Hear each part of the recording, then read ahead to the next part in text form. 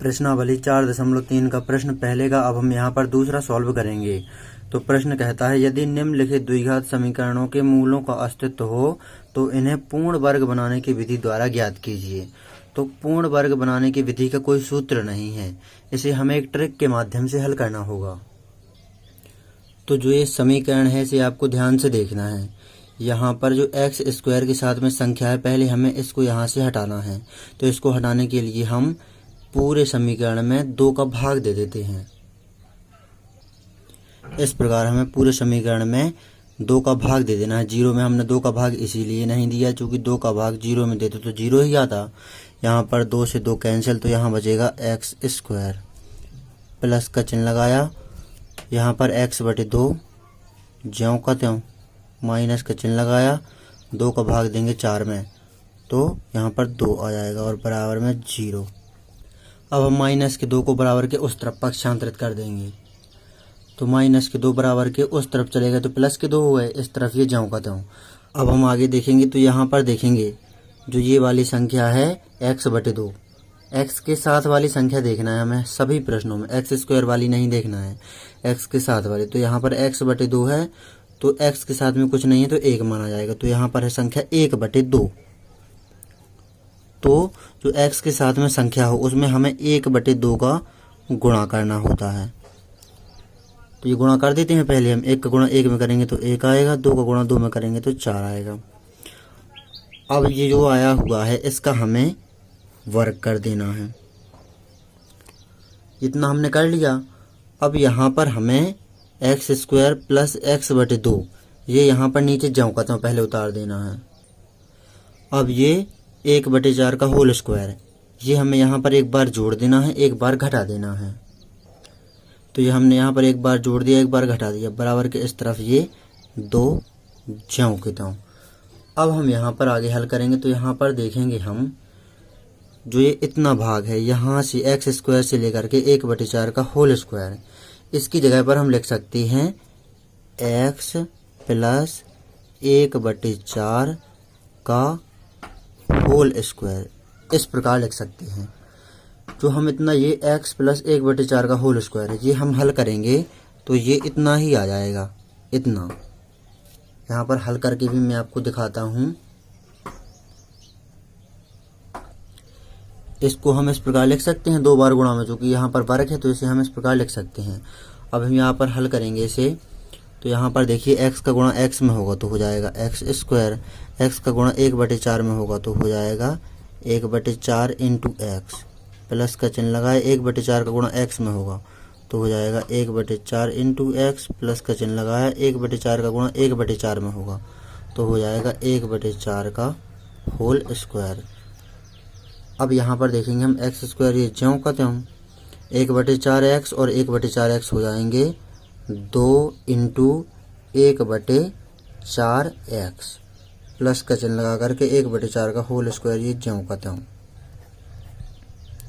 यहाँ पर 2 इंटू 1 बटे 4 एक्स इस प्रकार हुआ। यहाँ पर यदि x होता और यहाँ पर x होता तो जुड़ करके 2x हो जाता, लेकिन यहाँ पर है 1 बटे 4 एक्स प्लस 1 बटे 4 एक्स, तो यहाँ पर हो गया 2 इंटू 1 बटे 4 एक्स। अब यहाँ पर हम 2 एकम 2, 2 दूनी 4, तो यहाँ पर देखेंगे एक्स स्क्वायर, तो ये एक्स स्क्वायर है 1 बटे 2 एक्स।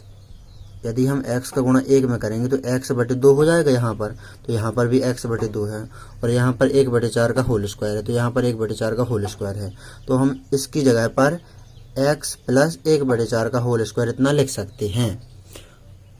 माइनस का चिन्ह लगाया और यहाँ पर 1 बटे 4 का होल स्क्वायर जो है तो इसे हम यहाँ पर हल कर देंगे। अब 1 का वर्ग होता है 1, 4 का वर्ग होता है 16 है, बराबर में 2 ज्यों के त्यों।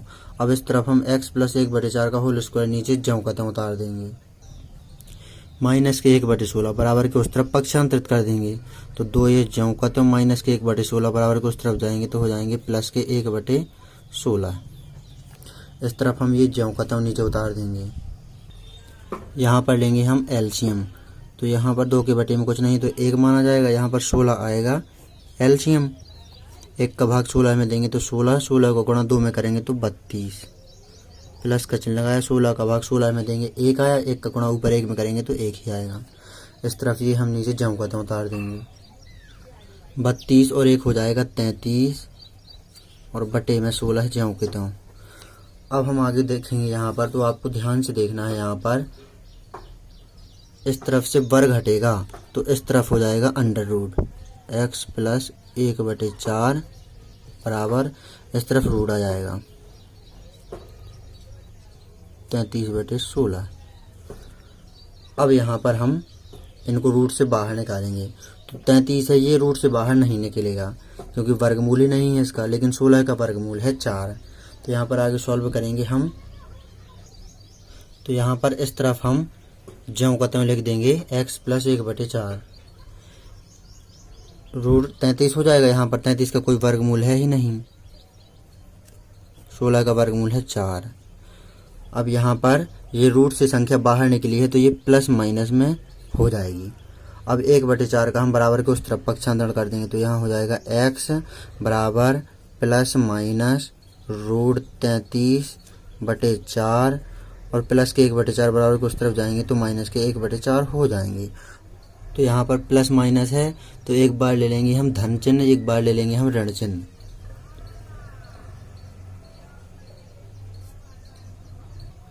प्रश्न को हम एक बार और पढ़ेंगे। प्रश्न में कहा गया है यदि द्विघात समीकरण के मूलों का अस्तित्व हो। मूलों का अस्तित्व हमें यहाँ पर पता लगेगा, जब ये संख्याएं रूट से बाहर निकलेंगी तो प्लस में आना चाहिए। तो यहाँ पर मूलों का अस्तित्व है, फिर इन्हें पूर्ण वर्ग बनाने की विधि से हल करके हमें बताना है इनके x के मान। तो ये x के मान हम निकाल लेंगे, तो एक बार हम धन चिन्ह ले लेंगे यहाँ पर। तो x बराबर धन चिन्ह लिया है तो चिन्ह लगाने की आवश्यकता है नहीं, तो रूट 33/4 और यहाँ पर माइनस 1/4 और इस तरफ हम यहाँ पर धनात्मक चिन्ह हम ले चुके हैं। अब हम ऋणात्मक चिन्ह ले लेंगे, माइनस के 1/4। अब हम थोड़ा और हल करेंगे यहाँ पर, तो हमें एलसीएम ले लेना है और हमारा आंसर आ गया। तो यहाँ पर एलसीएम आएगा 4, 4 से 4 कैंसिल, 1 बचा, 1 का गुणा रूट 33 में करेंगे तो रूट 33 ही आएगा और माइनस का चिन्ह लगाया, 4 का भाग 4 में देंगे 1 आया, 1 का गुणा 1 में करेंगे तो 1 ही आया। तो ये पहला आंसर आ गया हमारा। अब इस तरफ भी हम एलसीएम ले लेंगे, तो एलसीएम यहाँ पर भी 4 ही आएगा।